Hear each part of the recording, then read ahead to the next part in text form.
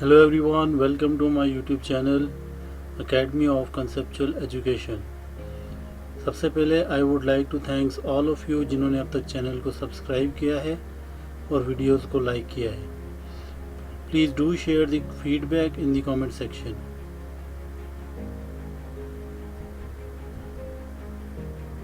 Last class में हमने discuss किया था कि what is the difference between dependent events and independent events, और उसके बाद हमने डिस्कस किया था कि how to calculate the probability of dependent events and independent events. अगर किसी ने वो लेसन नहीं देखा या किसी से वो लेसन मिस हो चुका है तो आप उस लेसन को दोबारा भी देख सकते हैं। उसका लिंक जो है वो डिस्क्रिप्शन में दिया गया है और हमने इसको डिटेल में डिस्कस किया था कि डिपेंडेंट इवेंट्स का कॉन्सेप्ट और इंडिपेंडेंट इवेंट्स का कॉन्सेप्ट क्या है और उसके बाद उसकी प्रोबेबिलिटी किस तरह फाइंड करते हैं। सो इस लेसन का जो लिंक है वो नीचे डिस्क्रिप्शन में दिया हुआ है और इसके अलावा भी अगर आपने कोई लेसन मिस किया है तो उसका लिंक डिस्क्रिप्शन में दिया गया है। You can just click on it और आप उसको दोबारा व्यू कर सकते हैं। सो आज की क्लास में we will discuss the concept of tree diagram. Tree diagram किस तरह बनाते हैं प्रोबेबिलिटी में, और उसके बाद उस ट्री डायग्राम को यूज़ करके how to find the probability. तो हम आज की ट्री डायग्राम और उसके बाद प्रोबेबिलिटी को डिस्कस करेंगे कि किस तरह कैलकुलेट की जाती है using tree diagram. So what are the tree diagrams? Tree diagrams क्या होती हैं? It is a way of showing the possibilities of two और मोर इवेंट्स। आप किसी भी इवेंट की टोटल पॉसिबल आउटकम्स को आप शो कर सकते हैं यूजिंग ट्री डायग्राम, और उसके बाद आप उसमें उसकी प्रोबेबिलिटी को भी कैलकुलेट कर सकते हैं। इससे पहले हम टोटल पॉसिबल आउटकम्स को शो करने के लिए सैम्पल स्पेस को यूज़ कर रहे थे और पॉसिबिलिटी डायग्राम को यूज़ करते थे, but now we will discuss कि ट्री डायग्राम किस तरह बनाते हैं। अब फॉर एग्जांपल आपके पास एक कॉइन है जिसको आप 2 दफ़ा टॉस कर रहे हैं। तो फर्स्ट टाइम में टॉस जब करेंगे तो आपके पास 2 ही पॉसिबल आउटकम्स हैं, either you will have a head और you will have a tail.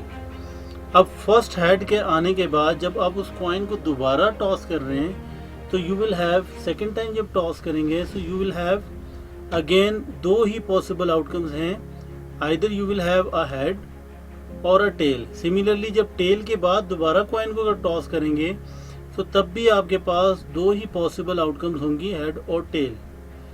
अब जब आप इसका कंबाइन, दोनों इवेंट्स की कंबाइन अगर आप टोटल पॉसिबल आउटकम्स देखना चाहें तो अगर आप इस फर्स्ट पाथ को फॉलो करें तो you will have head head, यानी हेड हेड मीन्स कि फर्स्ट जब आपने कॉइन को टॉस किया तो हेड, सेकंड कॉइन को टॉस किया तो फिर भी हेड। तो इस तरह ये फर्स्ट पॉसिबल आउटकम हो गई आपके पास, या आपके पास हेड टेल आ सकता है या टेल हेड आ सकता है। Tail head means first attempt पे हेड टेल और सेकंड अटेम्प्ट पे हेड, तो या आपके पास टेल टेल आ सकता है। So you can see here that you have 4 possible outcome in this case. Now we will attach the probabilities with this tree diagram. ये आपकी ट्री डायग्राम कंप्लीट हो चुकी है। अब हम इस ट्री डायग्राम के साथ प्रोबेबिलिटीज को अटैच करेंगे। अब फर्स्ट टाइम जब आप कॉइन को टॉस करते हैं, हेड की प्रोबेबिलिटी इज 1/2, टेल की प्रोबेबिलिटी इज 1/2। इसी तरीके से आप इसको जितनी दफ़ा भी इनकी प्रोबेबिलिटी, जैसे आप सिंगल इवेंट की काउंट करते थे वैसे ही आप इनकी प्रोबेबिलिटी को फाइंड कर सकते हैं और इसको आप मेंशन कर सकते हैं। नाउ मेरा आपसे क्वेश्चन ये है कि what will be the probability of this head and head. अब हेड और हेड की प्रोबेबिलिटी फाइंड करने के लिए क्या करेंगे आप ट्री डायग्राम में हमेशा, अब हेड का मतलब ये है कि जो इस हेड की प्रोबेबिलिटी थी और जो इस हेड की प्रोबेबिलिटी इन दोनों को आपने मल्टीप्लाई कर लिया। सिमिलरली जब हेड और टेल की बारी आई तो जो इस हेड की प्रोबेबिलिटी थी और जो इस टेल की प्रोबेबिलिटी थी विच इज़ 1/2, आप इन दोनों को मल्टीप्लाई करेंगे तो probability of head and tail. So similarly आप बाकी आउटकम्स की भी प्रोबेबिलिटी इसी तरीके से कैलकुलेट कर सकते हैं। Now you can see here it is an independent event, और इंडिपेंडेंट इवेंट इसलिए है because first spin has no effect on the second spin. और डिपेंडेंट इवेंट और इंडिपेंडेंट इवेंट का अगर आपने लेसन मिस किया है तो उसका लिंक डिस्क्रिप्शन में है, you can view that. Now अगर अब ये तो आपको समझ में आ गया कि आपने आउटकम्स की प्रोबेबिलिटी किस तरह फाइंड करनी है। सेकंड चीज़ ये है कि आप इस तरह भी, ये फॉर एग्जाम्पल क्वेश्चन ये हो सकता है कि what is the probability of at least one head. अब at least one head means you can see here, यहाँ पे भी this star shows one head, यहाँ पे भी वन हेड आ रहा है, सेकंड यहाँ पे वो आ रहा है, थर्ड वन दिस आउटकम में वन हेड आ रहा है। सो आपने क्या करना है, इन तीनों की प्रोबेबिलिटीज़ को ऐड कर लेना है, and if you add all of them you will get 3/4. So probability of at least one head will be 3/4 because आपने इन तीन probabilities को ऐड किया है, this one and the last one, इन तीन probabilities को आपने ऐड किया है। Now we will discuss another example जिसमें we will have 10 color beads in a bag, 3 red, 2 blue and 5 green, 1 taken, colored, noted, then उसके बाद return to bag, then a second taken. So now you can see here first attempt में आपके पास तीन possible outcomes हैं। आपके पता है कि तीन different colors हैं, red, blue and green. So first time let's say अगर आपने red को pick किया, उसके बाद फिर आपके पास जब आप second time आप beads को pick करेंगे तो उसमें भी red, अगर आपके first time में red आया तो red के बाद जब आपने दोबारा वापस रख दिया फिर आपके पास तीन पॉसिबल आउटकम्स हैं हर केस के अंदर। So now you can see here कि आपके पास टोटल, आपके पास ये आप देख सकते हैं, आपके पास you will have 9 total possible outcomes, red red, red blue. अब ये रेड ग्रीन इसलिए है बिकॉज हम इस पाथ को फॉलो कर रहे हैं। सो ब्लू रेड मीन्स हम इस पाथ को फॉलो कर रहे हैं, blue blue, blue green and green red, green blue and green. Now you can see here that it is an independent event. Why it is an independent event? I repeat this thing कि अगर आपने किसी ने lesson miss किया है तो link description में है, you can view it. But right now आप independent event इसलिए है because जो second event है वो first event को इफेक्ट नहीं, first event second event को इफेक्ट नहीं कर रहा। क्यों नहीं इफेक्ट कर रहा? Because जिस बीट को हम पिक कर रहे हैं उसको we returned it to bag, हम उसको बैग में रिटर्न कर रहे हैं, सो इसीलिए it is an independent event. Now if you attach the probabilities, अब ये प्रोबेबिलिटीज अगर हम यहाँ लिखना चाहें सो you can see here that probability of red will be 3/10 which is equals to 0.3. Probability of blue will be 2/10 which is 0.2. Probability of green will be 5/10 which means 0.5.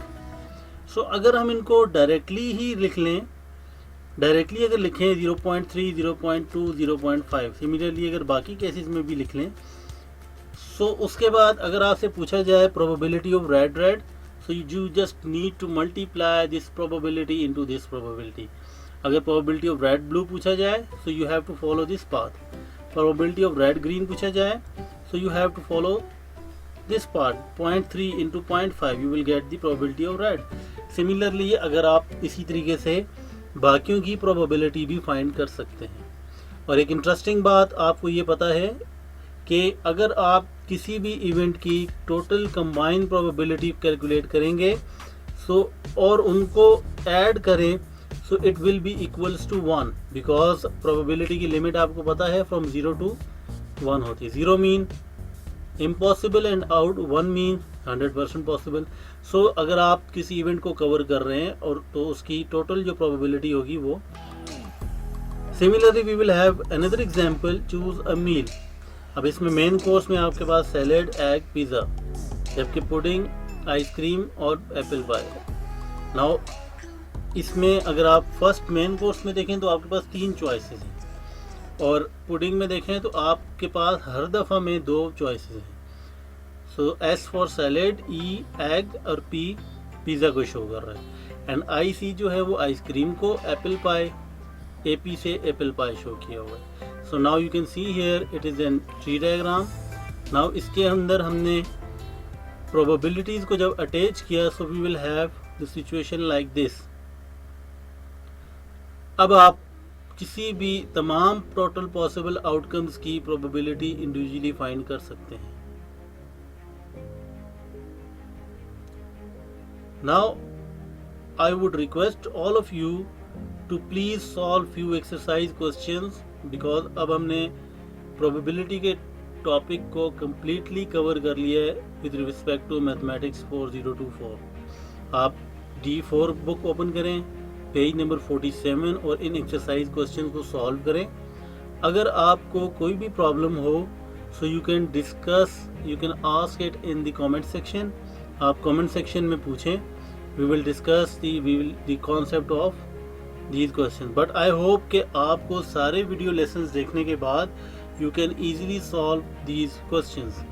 आप इसको pause करके इसको नोट डाउन कर सकते हैं और इन questions को solve करने की कोशिश करें। फिर भी अगर आपको कन्फ्यूजन हो, कोई क्वेश्चन हो, so you can ask it in the comment section। Now at the end of each lesson you must ask few questions from yourself that what you have learned today. You have learned the probability and tree diagram, you have understood the concept of tree diagram, and after that we have discussed that how to find the probability using tree diagram। So hopefully you have enjoyed the lesson, and if you have any question please do ask in the comment section। And if you have liked the video then please subscribe my channel and press the bell icon। Otherwise please do share the feedback in the comment section। और कोई भी feedback हो आपका video से related या कोई भी question हो related to probability, you can ask in the comment section। So thank you all।